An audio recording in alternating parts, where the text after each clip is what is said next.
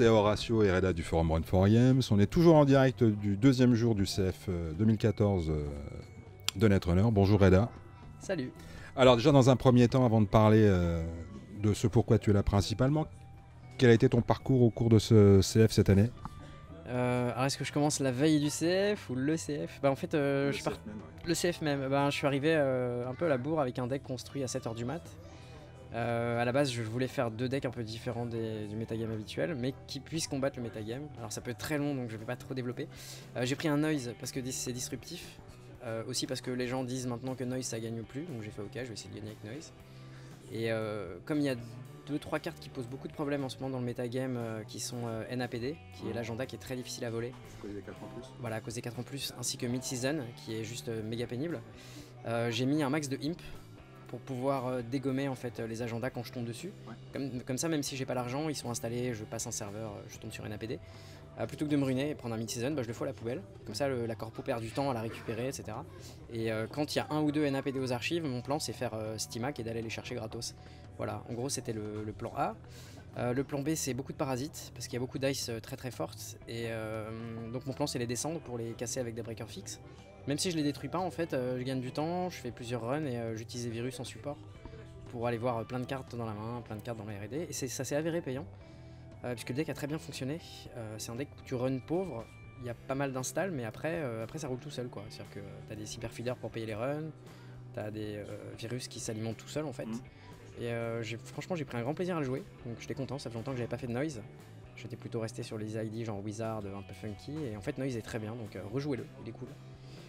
Pour ce qui est de la corpo, en fait j'ai fait un NBN avec Punitive Counter-Strike, où je joue très peu d'agenda. Ce n'est pas du tout un fastad, il n'y a pas de Sansan, il n'y a pas de shipment from Sansan. C'est juste des gros agendas à 3, en fait, enfin à 3 points, donc, qui coûtent 5 à scorer, donc il faut les faire en 2 tours.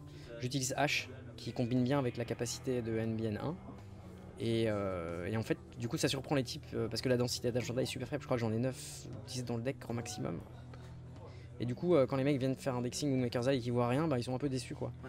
Et si jamais ils me pêchent un agenda, comme c'est un 3 points, voilà, soit le H aide et je les ruine, soit à la limite, si j'ai deux punitifs, je les laisse casser le H en mettant pas trop pas d'argent, et je fais punitif, ils prennent 6 mythes, en général ça suffit.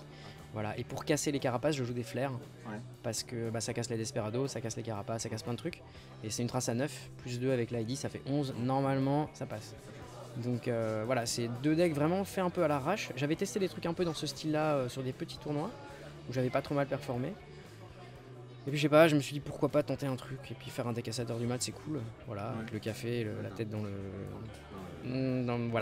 voilà, dans l'arrière-train, on va être correct. Et c'était cool, et du coup je finis 23ème, ce qui est bien.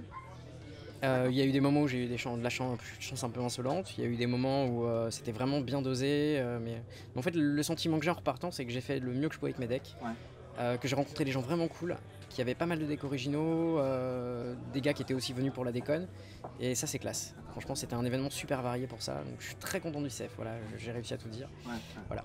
Alors aujourd'hui tu participes à un tournoi en Highlander. Alors, est-ce que tu peux te dire rapidement, pour les gens qui ne sauraient pas ce que c'est, en quoi consiste le format Highlander? Alors, le format Highlander, c'est un truc un peu alternatif. Tu choisis une ID, tu construis un deck, mais tu n'as le droit de mettre qu'un seul exemplaire de chaque carte. Par exemple, sur Gamble, t'en auras un. Je sais pas, Magnum Opus, t'en auras un. Enfin, Parasite, t'en auras un. Voilà, toute carte en un exemplaire. La particularité, c'est que du coup, faut être assez imaginatif, que chaque action ou chaque ice, c'est assez décisif, quoi. Tu la raises au bon moment, si on te la dégomme, t'en auras pas d'autres, sauf à utiliser des cartes de récursion que t'as en un exemplaire aussi. Et la particularité de cet Highlander là, c'est que l'influence est doublée. Donc par exemple, voilà, par exemple Chaos Theory elle est 40-15, en fait j'ai 30 points d'influence. Donc je fais, en gros c'est une Chaos classique avec des cartes d'argent, etc. Les breakers qui sont bien, et j'utilise l'influence principalement pour du criminel, c'est-à-dire les inside job, ce genre de choses, et ça fonctionne pas mal. Alors voilà, c'est la question suivante, ça donne quoi là à l'heure de maintenant? Alors en fait c'est surtout la partie corpo qui pêche, parce que t'es assez limité par tes ice. Tu peux pas en mettre énormément au final parce que tu as besoin d'assets à crédit. C'est assez difficile. Donc en corpo, j'ai été super lâche. J'ai fait un HB identité 1 parce que chaque fois que tu installes quelque chose, tu gagnes des crédits. Donc ça fait un petit moteur. Et il y a beaucoup d'assets, genre Adonis Campaign, tout ça qui rapporte des sous. Donc voilà, j'ai vraiment choisi la facilité. Là, j'ai un peu honte. Et en fait, j'avais jamais joué cette ID en tournoi, et je me rends compte à quel point elle est vraiment pratique, parce que t'es jamais en dèche. Et alors j'ai fait des parties vraiment géniales où ça s'est bien goupillé, où j'ai posé plein de choses, j'ai scoré des agendas en douce et tout. Et la dernière que je viens de faire, là je me suis fait démolir, j'ai eu... en fait il y a 2 agendas à 3 dans le deck, et je les ai eu en première main, donc le mec a posé un parasite sur mon ice, il est venu, il a pris les 2. Et tour suivant il prend un APD, il avait pile 4 crédits, donc voilà, je fais ok, ça s'est réglé en 3 tours quoi, truc absurde. Mais pas de regret, c'était bien. Est-ce que pour toi c'est un format qui mériterait que Edge s'y intéresse autant que le format traditionnel pour d'éventuels tournois officiels ou championnats?